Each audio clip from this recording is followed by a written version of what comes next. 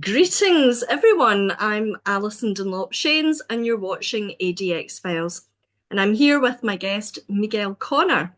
Miguel is a writer, voiceover artist, and host of the popular podcast Aeon Byte. He's written several books and dozens of articles, including The Occult, Elvis and Voices of Gnosticism. He's lectured and appeared at such events as the Duncan Trussell Family Hour, the Alan Eisenberg Show, Magic Radio, Rune Soup, Skeptical, the Higher Side Chats, and the Gnostic Countercultures Conference at Rice University. Try saying that when you're drunk. And Miguel has also done narrations for brands and audiobooks, including The King in Orange, Blueprints of Mind Control, and 35 Missions Over Japan. I'm so delighted to welcome you back to the show, Miguel, and I'm so excited to talk to you about your new book, The Occult Elvis, which is out next month, I think. It's out in the United States. I don't know about the UK. Might be May, but people are seeing them at bookstores and trade shows and other places. So who knows? Fantastic. Fantastic. So, and you have been on the show before, and it's great to have you back and to talk about this new book. And you described the background that Elvis grew up in. And it seems to have, I've read quite a bit of the book now, and it seems to have both made his fame, his popularity seems to have both made and broken him at the same time. I felt, the effect of his mother's overprotectiveness that had on him, as well as the death of his twin, that sort of background he seemed to have taken into his life with him. Yeah, I think that's it. It's hard to sometimes put your head around it, but it's more or less the concept of your destruction is also your salvation. The archons hold the keys to your enlightenment. And as Jung said, the bigger the light, the bigger the shadow, the longer the shadow. And of course, then there's the theme of the book that I do cover a lot, and that is fate. Do we really have free will? There's a saying by Schopenhauer that keeps swimming in my head, and it's almost driving me crazy or crazier. A man can do what he will, but he cannot will what he will. And Elvis might be the great case study because, yes, growing up in abject poverty in the South in the Great Depression, where he was sometimes homeless, sometimes all you had to eat was water and cornbread, father in jail. As somebody said, his people in Tupelo, Mississippi lived on the wrong side of the wrong side of the tracks. One And side it, of the it shadow. was brutal. And poverty was, and as we're finding out, poverty is epigenetic. It's something that is passed down. It does cause trauma. It does break the psyche, and it does induce mental and even physical health issues. And the studies have been done. And Elvis came from a long line of sharecroppers and bootleggers and just people that the world had forgotten. Situations you'd only see in North Korea today. That's what it was in the South in America. And as you mentioned, the death of his twin Jesse, who was born 35 minutes before him, born stillborn. They had to have the child in the house. They couldn't afford a doctor or a hospital. So they had to have help from the family and then a midwife and so forth. That was a huge traumatic experience on Elvis. Research again has showed us that there's a concept called the twinless survivor, where a twin during birth, if a twin loses a twin, it causes also incredible psychic trauma to the individual. People used to say, well, twins are close. And later on, if one dies, it's terrible. But no, twins are connected in the womb. They play in the womb. And when one twin dies, the other one is almost like half a person and lives this life of guilt. Compare Elvis to another individual who lost his twin, Philip K. Dick. Philip K. Dick, when asked about the death of his twin, Jane, he said, I guess I got all the milk. It's a huge, yeah, it's a huge guilt, but it also causes an individual to really become a seeker, explore the bigger Mhm. questions of life, which Elvis was always doing, as my book shows. Why was I born poor? Why did I get to be rich? If I'd been born rich, we could have been at the hospital and Jesse would have survived it. It tormented him, and that's what happened. That's what happens to twinless survivors, including Philip K. Dick, Liberace, others. And twinless survivors tend to be very work driven, very artistic, but they're also very self-destructive, tendency towards addiction. They cannot connect with other human beings, whether it's the opposite sex or in friendships. And this is that was his fate from when he was born: poverty, twinless survivor, and then, as you mentioned, his mother Gladys. And can you really blame her? Because she lost a child, but then later on went to the hospital, and the doctors told her you cannot have more children. So she became, yes, she became, as we call today, a helicopter parent. But I think the term is a lethal enmeshment, where you smother the child so much, you make that child the substitute spouse and you don't allow this child's ego to grow. So these children are always in a state of flux. One second they're like very wise and old, but the other time they want to play and they're very irresponsible. And like a twinless survivor, they have a tendency towards artistic expression. They're workaholics, and yes, they are self-destructive and have a tendency for addiction. So, as you can see, it's almost like, was there fate for poor little Elvis, or was the everything set there? And of course, I show in the book the famous story where his father, while Gladys was in labor, went outside to have a cigarette, and this blue light came over the house, and suddenly everything went silent. He suddenly couldn't hear the coyotes or the wind or anything, and he freaked out and he ran inside. And then Jesse came out dead. And so then I bring up the cosmic fate too. So yes, is there any free will, Allison, or is it set? It's a question, isn't it? I also wondered, about this twinless survivor thing. If a twin didn't know that they were a twin and, were the survivor, I don't know. would it still impact on them, or I did would say so. I think the it yeah. unconsciously, it certainly would. You would know in your gut, probably search. I mean, at the same time, it's a positive side because Jesse became his reason to understand life, which later led him into the mystic occult traditions, Mhm. and to become, a seeker, a philosopher, if you would. But also became his consciousness. He would dream about Jesse. Jesse became a voice in his head. It became almost like his daemon or guardian Mhm. all through his life. I mean, Jesse was really the reason why Elvis did so much of what he did, just like Jane was the reason Philip K. Dick wrote all he wrote. They were both trying to find the answer of why. Yeah. And when you say Damon there, we should explain um, what Damon was. Yeah, it's a classic Hellenistic concept that all of us have a higher self, a sort of a spiritual guide, Mhm. and this guide helps us out through our lives and make sure that we get to where we need to get. Plato talks about a daemon, I think I don't know if it's in the symposium, but that was considered, yeah, it was a mystic, well, in the Hellenistic times, it was just a normal concept that we all had a higher self, and in some schools, the goal is the reunification of our higher and lower selves, the complete wholeness, so that we may transcend or finish our mission down in this world.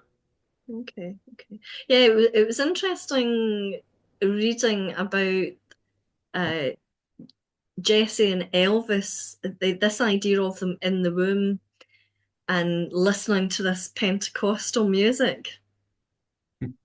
So it was almost in his blood by the time he was born. Yes, yes, I think so too, because most people don't understand how much Pentecostalism and gospel music really influence rock music. In fact, it's just an extension.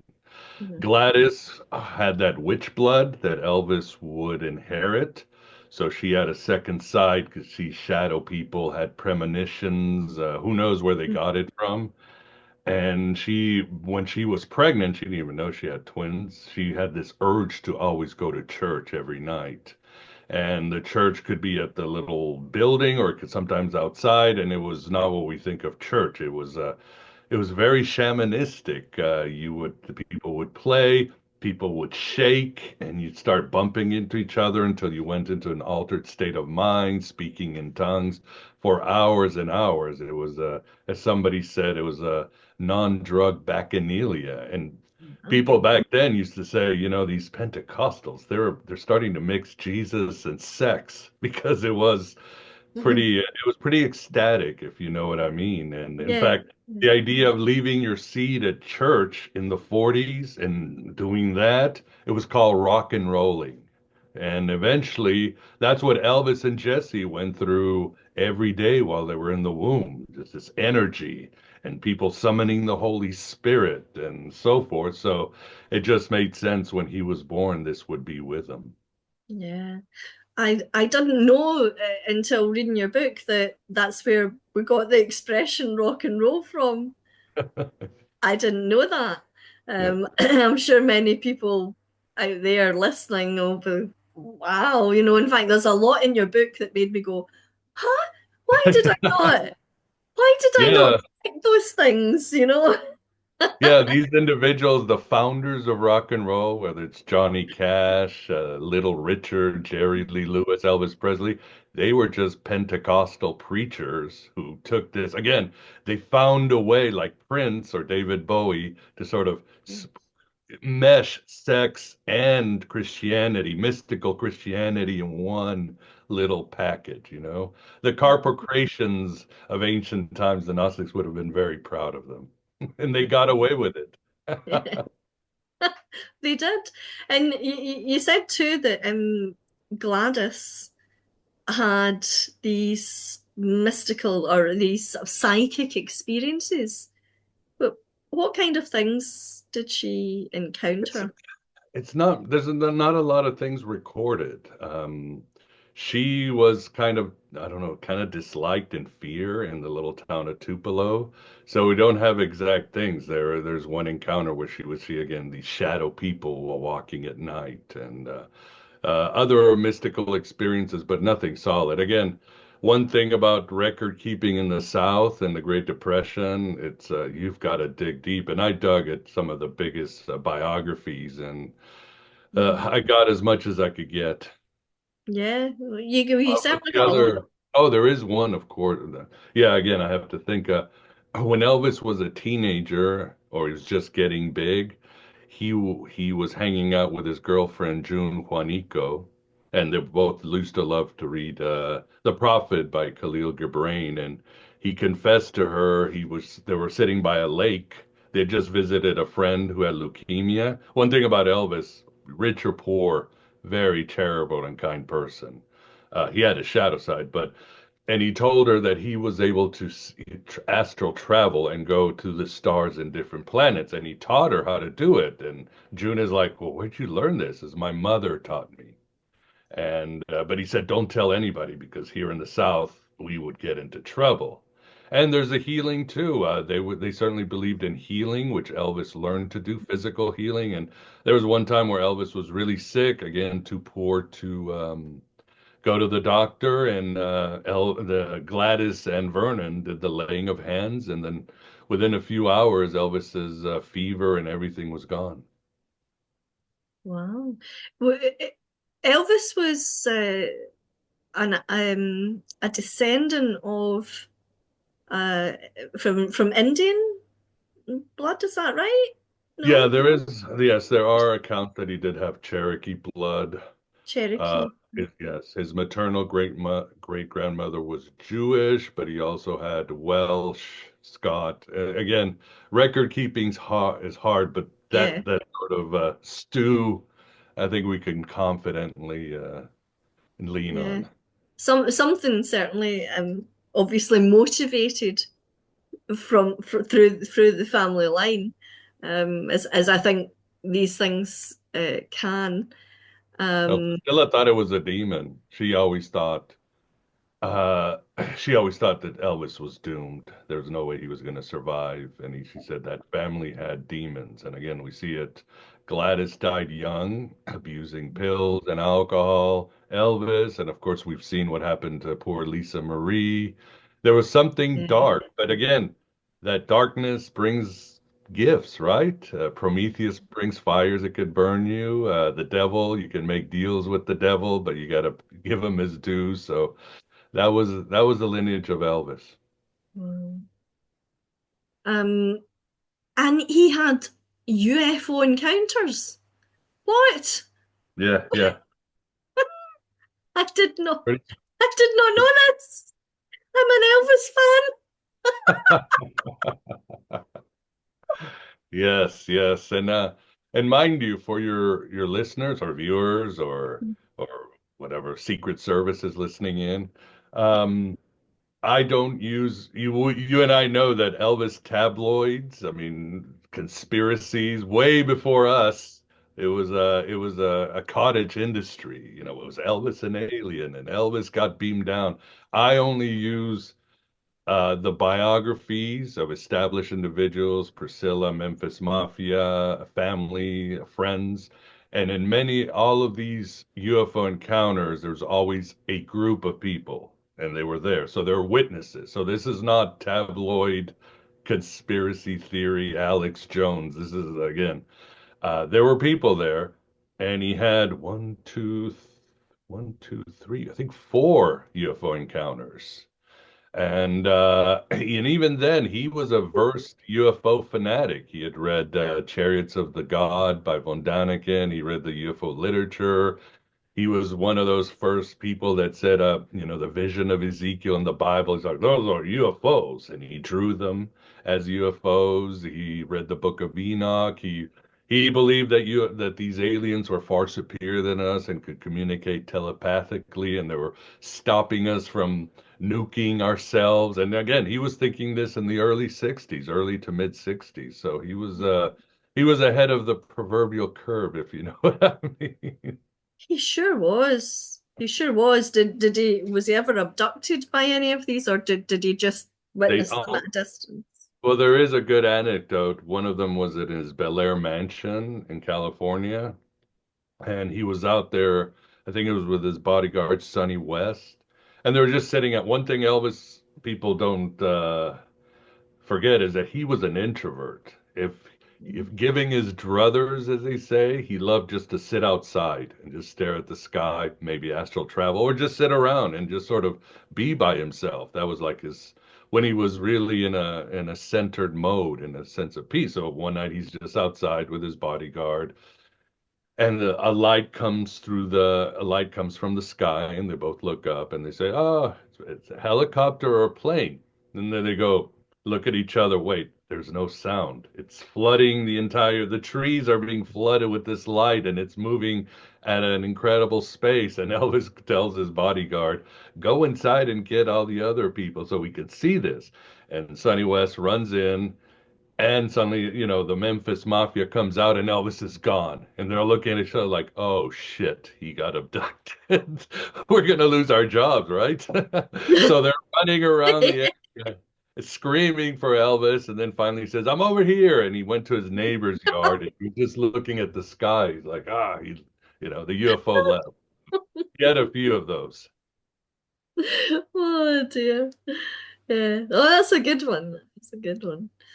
Um, Tell me about the symbolism of Elvis's jewelry. Well, he obviously, as I say in the book, and you can see in the cover, the Ankh was very important to it, and I go into detail in the book about his connection to Egypt and his love for Egyptian magic. In fact, Memphis is based on a Egyptian city, obviously, and that's strange, Allison, because Mm. the state of Tennessee, everything is named after either a native word or a Civil War hero. People go, well, in this southern place, why to call it over in an Egyptian town? Freemason? I mean, nobody really knows. People assume because Memphis overlooks the Mississippi in the United States and in Egypt, Memphis overlooks the Nile. But Memphis means Ankh-Tawi, the city to lands. So, and people said Memphis, Tennessee is the city between two worlds, the South and the North. But anyway, Egypt, I show in my book, Egypt is a very, especially Egyptian mysticism was very important to Elvis. So he always wore the Ankh. He always wore a cross, a Jewish symbol, and if you look at his suits, he was always wearing different Mayan suit, an Egyptian suit, all that. So he was in the late 60s and 70s when he could let loose, when he no longer was like you had to worry about the conservative movements. He was almost this space age creature, and a lot of his suits are based on, of course. Captain Marvel Jr. and Captain Marvel. We know him today as Shazam, but that was his hero, and that was very important to him. Shazam or Captain Marvel has the lightning bolt. That became a symbol for Elvis for his logos. His trademark word was taking care of business, and he had the lightning bolt. So Captain Marvel or Shazam was very important. And for people who read comic books, Shazam was this being that was a mixture of Hermes and Hercules and Zeus. I mean, he was this amalgamation of all these gods and Solomon. So he was a very occult figure, Captain Marvel, but he was a very big influence. And Elvis, of course, and Elvis, that was his hero. That was one of his inspirations while he was growing up in poverty in the 40s, in the 30s and 40s in Mississippi. And if you've seen the Baz Luhrmann film, they do cover this, how comic books is one of the reasons why Elvis was able to continue going and become who he was. And here's another interesting side note. Yeah, the collars you see with Elvis and his Vegas Mm. persona, people think, oh, he's trying to be Captain Marvel or Napoleon. But he read a book once, I forgot the name of the book, about the great spiritual teachers in history in the East and West. And he noticed one common factor. They all had their collars raised. And he's like, aha, I want to be a big spiritual teacher. So that's why Elvis had his collars up. So that's why. I don't think when you're saying that he had an ankh and a cross and a Star of David, that I don't think he was just keeping his options open. That's what I he think told the all these press. I think Yeah. all these things, I know, I think flippantly maybe people might say that or think it, but I think that he actually maybe did believe in their power. No, yeah, yeah, yeah. No doubt. Or I mean, he wouldn't have worn them, I don't of course, yeah, yeah. think. He practiced certain ceremonial magic rituals. He was an avid meditator. He was an avid healer. Chants. There are reports he'd be doing a Vegas show and he'd stop and he'd do Tibetan Buddhist prayers. So yeah, he was an avid reader and he believed in all this, in the magic and the mystic and the Western esoteric tradition, but he also believed in practicing these disciplines. He practiced ceremonial magic. Yeah, he had some sort of it might have been more New Age, but with Ginger Alden, he would practice this sort of ceremonial sex magic with her and it was always to expand the mind. He believed in this Christ consciousness. Right, okay. So he believed in any technique that would increase your Christ consciousness, make you more holy and divine, if you would. Mhm. I'm learning so much It's all in the about book. my hero. And I love as well that there was no prejudice. Such he had no prejudice. No. He saw blacks as equal to whites, and I think that wasn't that usual in his part of the world. Yes and no. I mean, we criticize Gladys for the damage she did to her son, but they were very good parents as far as metaphysics and ethics. They always said, Gladys always said, we are all equal in God's eyes. To them, it was your actions that mattered. And Elvis always took it to heart. And he also saw, he was poor, but the blacks, the Lithuanian Jews, I mean, that part of Mississippi, it didn't matter who you were poor and you were in trouble. So these groups learned to lean on each other and at least work with each other. And later on, he fell in love with black music and he started dressing up in the black style in Memphis. Got him in trouble. People would call him the N-word, and he didn't care, dressing up in pink suits and collars. And he didn't care. He dated a black girl in high school, almost got beat up by the sheriffs for doing that, but he was able to make some excuse like, oh, she's just my singing partner. So Elvis was very open-minded and he loved all cultures.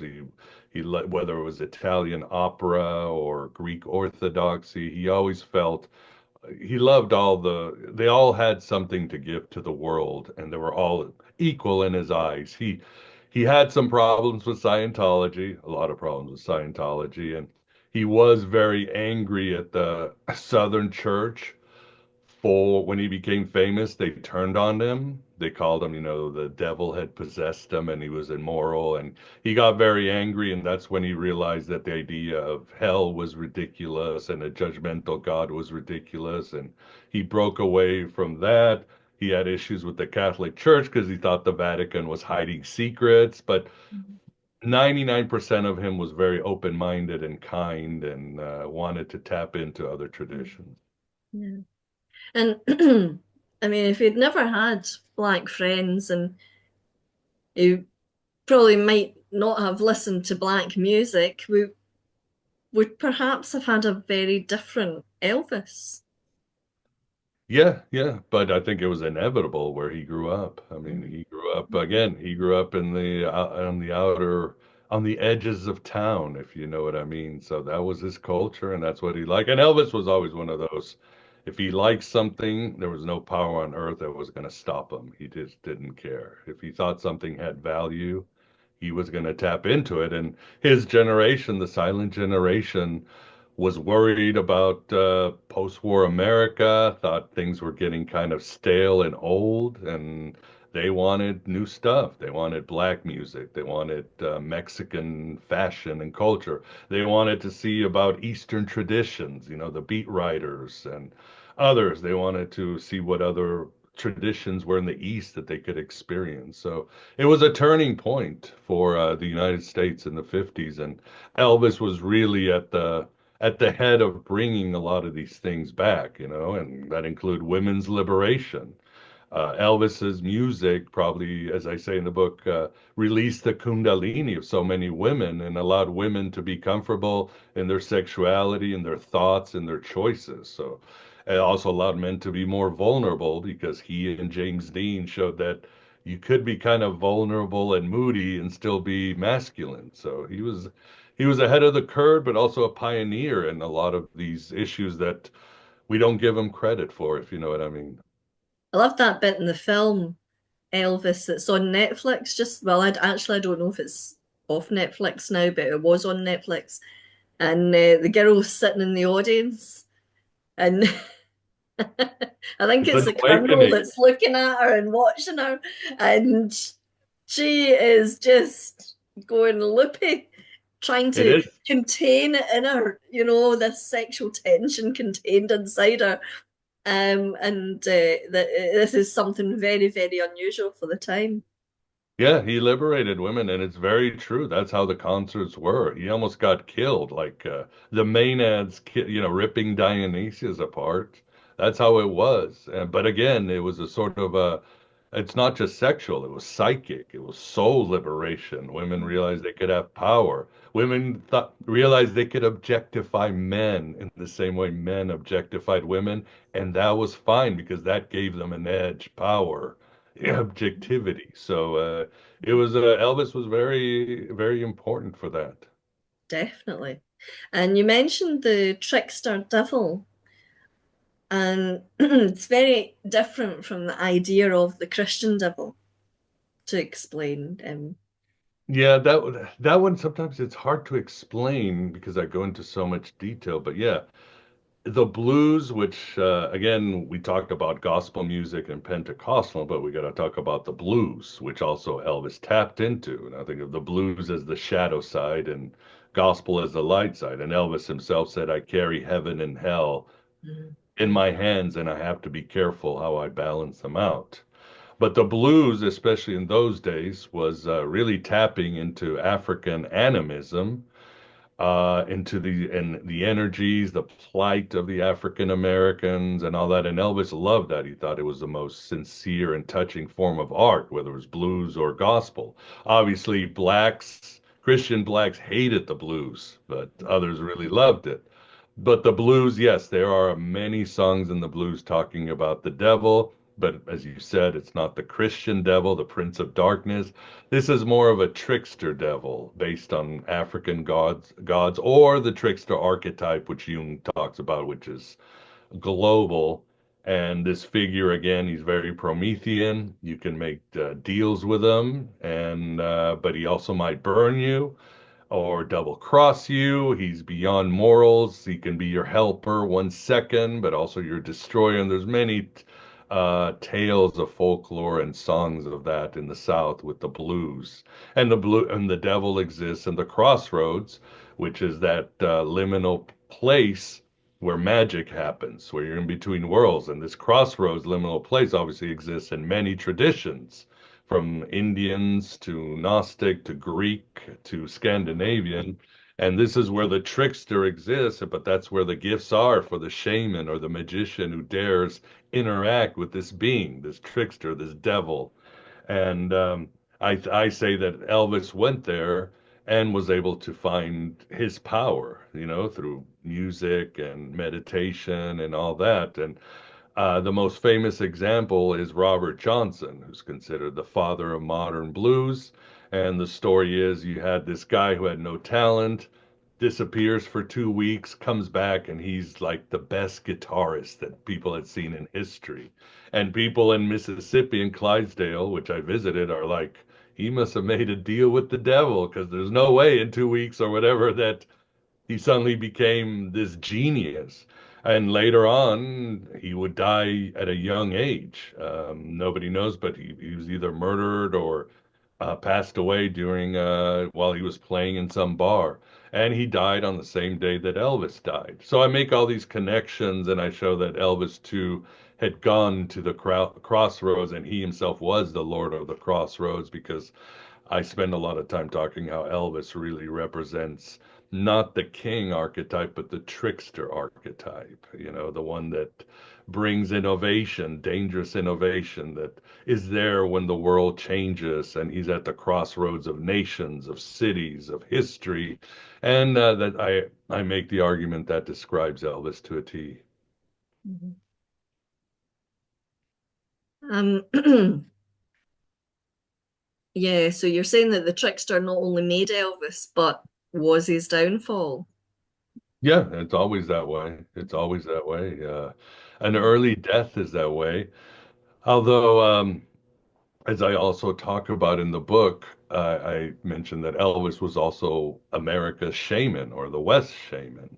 The shaman is a spiritual troubleshooter of the tribe. He is the one that goes into the spirit world looking for gifts, medicine, art, insights, and he brings it to the tribe. He is the one that mentally, physically, and spiritually heals the tribe. The shaman is very musical prone, very cross-dressing, very ambiguous, yeah, very trickster-like.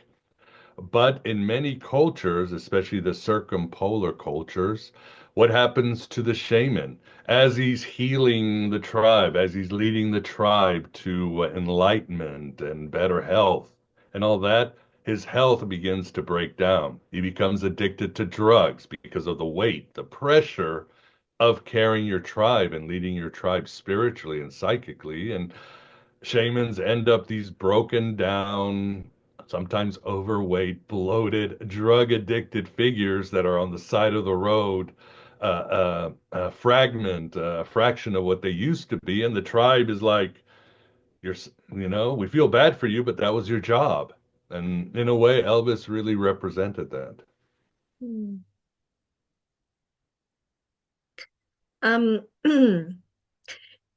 You said that he was looking for higher states of consciousness. Do you think that he was in an ecstatic state when he was on stage? He would have to be, because again, if he came from the Pentecostal tradition Mhm. and you were out there, you had to be on an altered state. And not just an altered state, but connecting to your audience. I talk about the egregore, which is sort of a group tulpa, where all your energies are joined together and you create a being in itself. And this being also sometimes will come and represent or go into the leader, the main shaman or leader of the group. And that was certainly Elvis. And even when you saw the Baz Luhrmann movie, is shaking his hips and all that. That was anxiety. That's something Mhm. that just came over him and he went. Mhm. In fact, he almost didn't become a rock star because he went to at Sun Records and he was auditioning. God, who was the name of the owner of Sun Records? God, I'll have to look it up. Famous guy, the founder of Sun Records. But he was bombing all day. He just couldn't get any of the music right. And Sam Phillips, that's his name. Sam Phillips is like, well, let's wrap it up. I'm going to go to the back, put things away. And Elvis picked a rhythm and blues song. He went to the devil. And he just started playing it. Just out of nowhere, he started playing this very obscure song called That's All Right, Mama. But instead of just playing it, he started doing the Elvis shakes and and all that, and just belting out the songs. And Sam Phillips was in the other room and said, "This is the sound I've been looking for all my life. This is it. This is magic. This is spiritual. Perfect blend of black and white music." And he went out and said, "You're signed." So therefore, and yeah, I mean, people who've seen Elvis live know how he could just go into another state of mind. Sometimes it was drugs, sometimes it wasn't. Who knows? I mean, Mhm. again, it's a trickster, and our rock stars tend to be tricksters. Yeah. Did Elvis experience um, the Holy Spirit possession that goes on in the Pentecostal church? Did he experience that? He always talked about, yeah, how he Yeah. never talked about the Holy Spirit taking him. Again, it's not something that he would have discussed. And again, later when he became famous, he was kind of ostracized out of his own church. If his own pastor said, you can't come here. But he always talked about that feeling of electricity that he would feel. Again, electricity taking care of business. He would feel this electricity coursing through him and this electricity going into the audience and all that. So I have no doubt he would have felt it. That's an incredible image. That I think, in fact, that image is on the cover of your book as Yeah. well. That sort of is it not in your book, or is it from the photo that's? Am I looking at a different thing? Maybe it's the photo that I did for your advert. It's got the lightning, Yes, all yes, this yes, sort of yes. lightning stuff on it. Um, is this your book here at the side of you? The Yeah, Occult Elvis, is that it there? That's the, what we're looking out for, folks. When hopefully you go into your local bookshop or the, on Amazon or whatever. Um, yeah, so I think though he definitely played an integral role in breaking the barriers that separated whites and blacks, as we've spoken about. Um, he also believed in reincarnation. mhm. That was a surprise to me as well, because I had it in my head that Elvis is Christian. That's it. He'll believe in Jesus and the resurrection. I didn't think for 1 minute, reincarnation would come into it. Yeah, it was something that he almost came out logically, I would say. We're Yeah. talking even early, late 50s when he was in the army, he was already talking to there was a fellow at this hotel when he was a soldier, and he'd go down, this German fellow, and he would talk about reincarnation, the possibilities. And again, later he would talk to bodyguards about reincarnation. And of course, later on, when he became really involved with Yogananda and Madame Blavatsky and all these other occult exemplars, it was pretty much, yeah, I think it was pretty much a given. He had his more or less own take, which is closer to, let's say, the Gnostics, the Sethian Gnostics. He thought that, yes, we all reincarnate, but if you don't get better, if you keep screwing around throughout your lifestyle, picking Netflix or something every time you reincarnate instead of doing the work of the Holy Spirit, eventually you're going to run out of time and dissolve into matter, or you're going to go up. So he thought ultimately, yeah, we'll reincarnate, but it's your choice which way you're going to reincarnate. Yeah.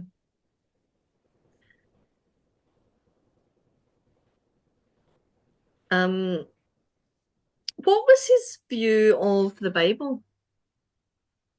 He thought the Bible, he didn't take it literal too much. He thought the Bible, he was very into for a while into Kabbalah, Gematria, numerology. So he thought the Bible was mostly code. It was a code to unlock the divinity of every person. So he read the Bible a lot and he studied it. He studied it through mystic Jewish lenses and so forth to see what kind of code and insights he could get from it.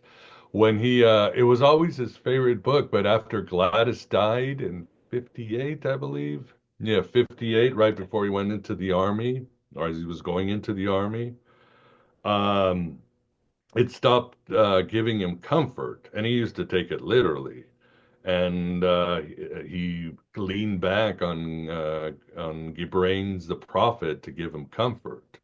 But then and then later when he got out into the army and he met Larry Geller and they started learning about the occult, then the Bible became again this sort of living mystic tome that he would lean on.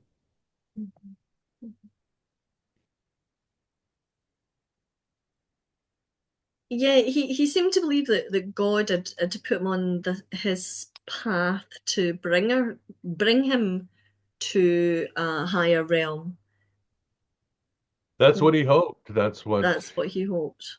yeah, I mean, he read a lot about again the ascended masters and Freemasons and other figures who thought that maybe all these persons like Jesus, Mohammed, Zoroaster, Moses were perhaps part of this enlightened lineage that were put on earth to make a better world and to help humanity.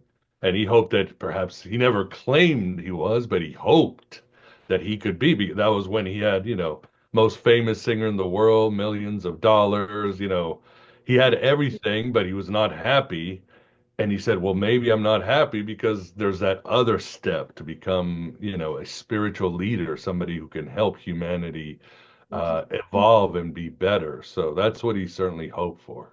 Yeah. Yeah, because that was going to be my next question. Was he saying that he himself was now on his way to becoming another avatar, like Jesus or Buddha? Yeah, but he was very humble. He said he Yeah, oh wanted yeah. to be called. It's not like he was like, if I'm called, I'll be so happy. It'll solve a lot of my problem, all the suffering with Jesse and my poverty. If I'm called to be a figure like Muhammad or Jesus or that would then it's all worth it because that means I can really all this I've sacrificed so much as a shaman, but I can fully help the entire world move through the next stage, especially in the time of nuclear bombs, Soviets, and all these precarious issues that were happening at the time. He really wanted to go that way. Mhm. And he didn't believe in coincidences, it would seem. I got to the bit, in fact, I read a bit more than this, but I got to the bit where he's got a hairdresser called Larry Geller, and he became his spiritual coach. And their interests were so similar that it's like Geller was heaven sent almost.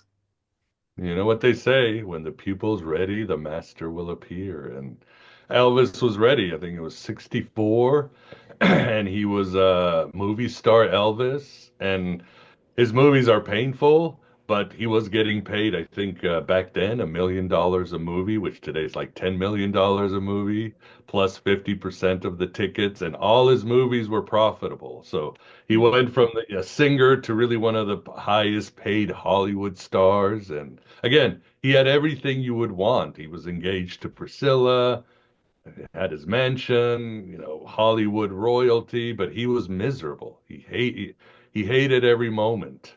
And just by pure coincidence, he was going to get his haircut or get done for some event or a movie, and his normal barber or hairdresser said, "Oh, I can't do it anymore, Elvis. I'm finding my dream of opening my own salon in Hollywood, but I've got somebody that can really help. His name is Larry Geller." And Elvis said, "Fine." And Larry Geller shows up at his house. They're in his bathroom. And when it's Elvis's bathroom, it's like its own house. So remember that. It's like something you and I could only dream of, probably the size of our house. But and they just met, and Geller's cutting his hair, and Elvis gets this weird idea, and he look and goes, "Larry, who are you?" And Geller could have said anything, right? He could have said, "I'm just, a hairdresser, and I know this," and gone to some shallow banter. But Geller, for some reason, felt, "Well, I'm into the bigger questions of life, mysticism." Just said it right there. And Elvis looked and said, "That's what I'm looking for." You know what I mean? And suddenly spent hours talking about metaphysics and religion. Next day, Geller brought all these books, and Elvis just kept. He just, it was the beginning of a very good friendship and the beginning of Elvis's true mystical awakening. Mhm. Beyond the Bible, d- did he have a favorite spiritual book? A favorite Yeah, one? yeah, I would say Bible again as a coded mystic, the Mhm. way you and I read it, metaphorically, mythically, seven would the second one would be Joseph Benner's The Impersonal Life, which was a very popular book in those days, which kind of gave Elvis the idea or the notion of the cosmic Christ, which finally crystallized what he thought Jesus would be, that we all have a spark of Jesus within us, and it's up to be saviors and nurture this Christ consciousness, and we're all fragments of the divine that have fallen into the world and forgotten. Very Gnostic too, and Hindu, sort of a perennial philosophy stuff, and that it was just perfect for Elvis because then he understood I'm part of the divine. I'm no better than anybody, but I have my role, and this is all a wonderful illusion we've fallen into. I mention again, Khalil Gibran's The Prophet was probably number three.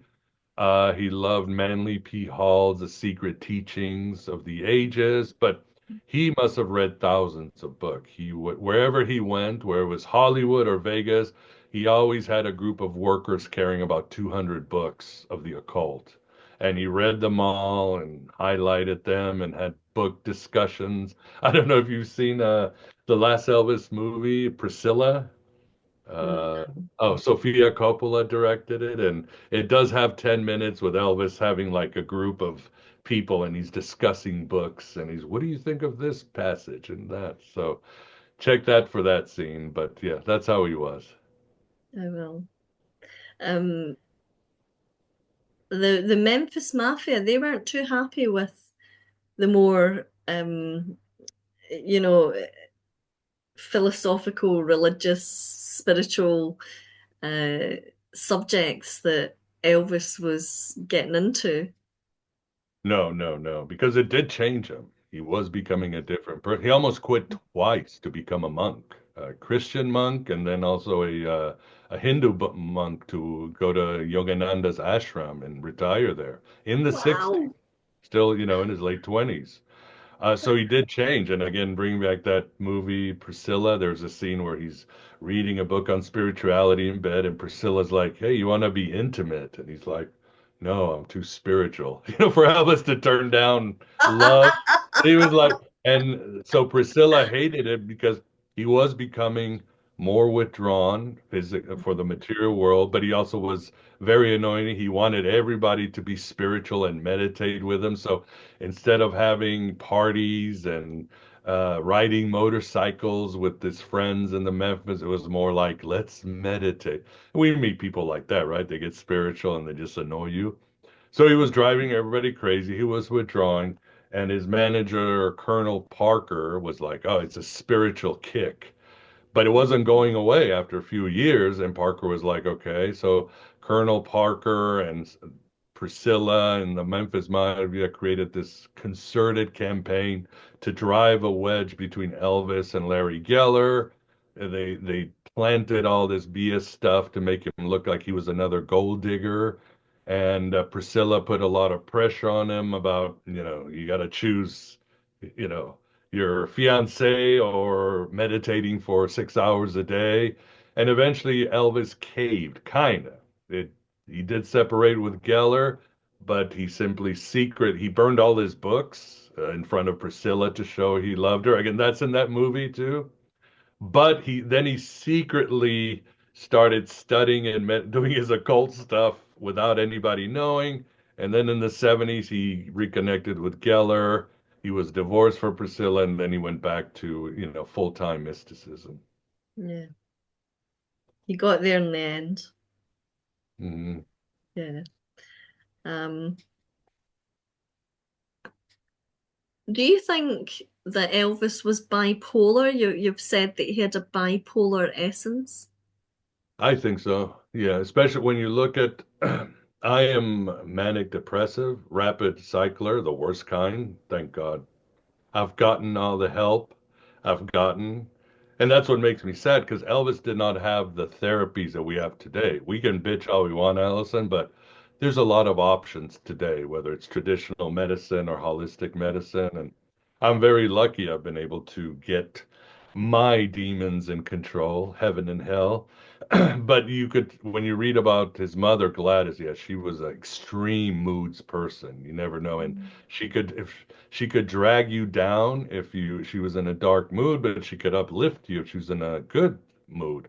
Elvis was the same one. He said he had such beyond the ability to read the room and read minds, as I show in the book.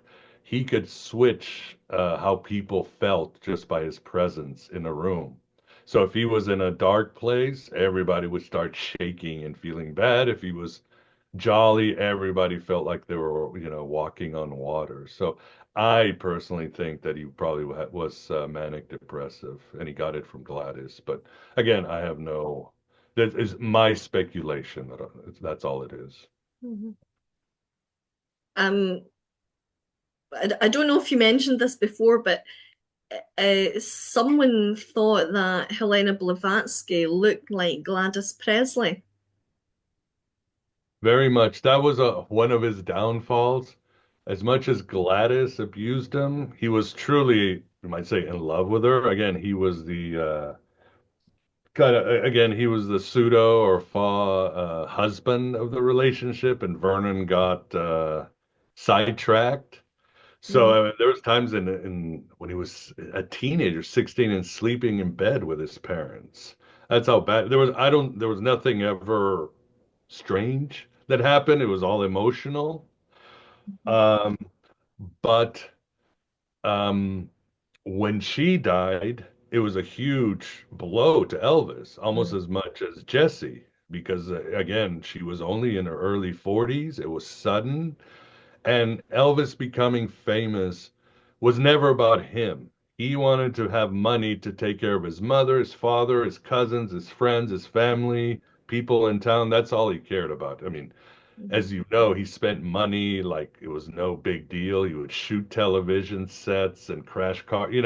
He had no materialistic bone in his body. So when he became a rock star, he did it for his mother, who hated it. She hated having Elvis popular. She kind of wished they could live back as they did before. But regardless, she passed away and he was destroyed. The army only gave him 2 weeks to mourn, and then he was shipped off to Germany. Now think of the psychic damage that must have done to. He was only, I think, Yeah. 21, 22. He was a kid. So he became always unconsciously obsessed with his mother, like Jessie. She was always alive. And people wonder, well, why was he attracted to Priscilla when she was only 14? Take a guess. She looked like his mother. And if somebody looked like his mother, he would become immediately attached to her for life. Blavatsky. He was looking at some books, saw Blavatsky, and said, "Oh my God, she reminds me of my mother." He became obsessed with theosophy. Dayamata, she was the successor of Yogananda, and she ran his ashram in California. He went to meet her just to talk to a spiritual leader. He reminded me of his mother. He was sold on, Yogananda and his system.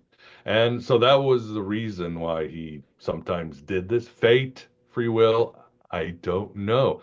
And it became a problem because he was so attached to his mother, he could not have sex with a woman who had children.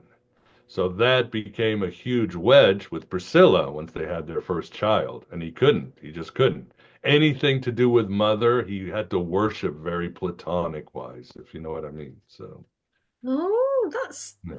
that's awfully strange, isn't it? There's a Yeah. very strange thing going on there. It doesn't sound healthy It at all. wasn't. It was doomed. And I remember he didn't have the therapy that we have today or the Yeah, insights. He couldn't have he didn't have access to the stuff we have. And yeah, fortunately he never got Jung. He never could have figured out I have a problem with the mother archetype or in yeah. lethal enmeshment or manic depression.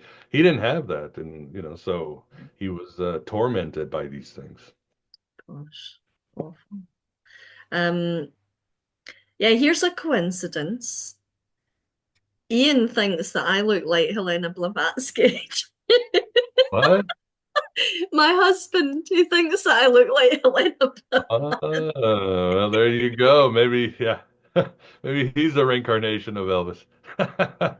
We had this, we have got this picture of the Glasgow Theosophical Society it's quite a big picture of Helena Blavatsky, and it used to sit in front of this very ornate wooden chair. And Ian took a photograph of me. I think I put something over my head, the way that she has something over her head, and, and just did Wow. this. And he took a photo, and it Well, just Elvis, looks like her. Elvis would have loved you. My brother is also born on the 8th of January. That's Mhm. another coincidence. And is married to a lady called Gladys. Wow, I that's an know, I important know. honor. Mm. I thought you would like that. I You thought know you who would else like is, you know who else is born January 8th? Two other very important figures, which I connect to Elvis in my next book. One is David Bowie, that. Okay, and the other is the Roy Batty from Blade Runner. The main villain, if you look when he right. was built, January. Wonder if Ridley Scott was reading a little Elvis or David Bowie. Yeah, maybe, maybe. Yeah. And I'll tell you something. and he's my brother's very shy, but well, he's not that shy when you get to know him, but um, he he sings like Elvis. Oh, My wow. dad sang like Elvis. They had that same Yeah. sound, probably the same range, that kind of thing. He is a very talented singer. Wow. But yeah, I think karaoke is as far as he wants to take it. But I think he could go further. But we shall see. But Yeah. unfortunately, I think I've not quite got through everything that I wanted to ask you. Um, Apart from the final question, do you think Elvis ever reached the spiritual heights that he sought for so long? In a way, I do think he did. I think he was broken and he knew he was broken, especially in the end. I think he realized he had a mission. Because as I detail in the book, even towards the end, when his health was dying, when he was half blind, when he destroyed all his relationships, when he couldn't kick the drugs, he was still seeking, still reading, still meditating, still doing his magic, changing matter and moving clouds and moving objects. He was still very much into a shaman role, and he was still looking. And as I detail in the book, he knew he was going to die. He confessed it to individuals, including Larry Geller, his stepbrother. He told them, when you look at the day he died, it was all very much a magic ritual, the way he was dressed, the colors he picked that day, even the bathroom. There's so much symbolism. People always think, he died on the can. But no, there was a lot more going on. In fact, the last book he read was a book about the real face of Jesus. I mean, that's what a weird coincidence that that's the book he was like, I want to meet Christ and understand his face. So it was almost like it was all set up and he knew about it. And hopefully, again, movies like Baz Luhrmann and this book and other books that are out, we can make sure that Elvis is still around because let's face it, he is still making appearances. He's making in my book I show all the many of the appearances in dreams, near death experiences. Even today, if you go to the Graceland website, they have a dedicated page for Elvis sightings. He's still around. He hasn't gone anywhere. In fact, he is in the same company as Jesus, the Virgin Mary, Bigfoot. That's quite a pantheon of individuals, right? These are Mhm. figures that are still appearing across the world, and I would say they are far from dead, if you know what I mean. They live within us and in some other dimension. Fantastic. Well, I am sorry to say, but unfortunately, we have reached the end of what for me has been an incredible ADX Files. Miguel, thank you so much for joining me today. Oh, pleasure's all mine. It was fun talking to you again. Oop, Fun oop. talking to you Thank you. too. Thank you very much. Thank you very much. Uh-huh. Well, viewers and listeners, if you're in Glasgow, don't forget that Supernatural Secrets Scotland, the group that I run, is having a coffee morning on the last Saturday of the month. It's 11 to 1.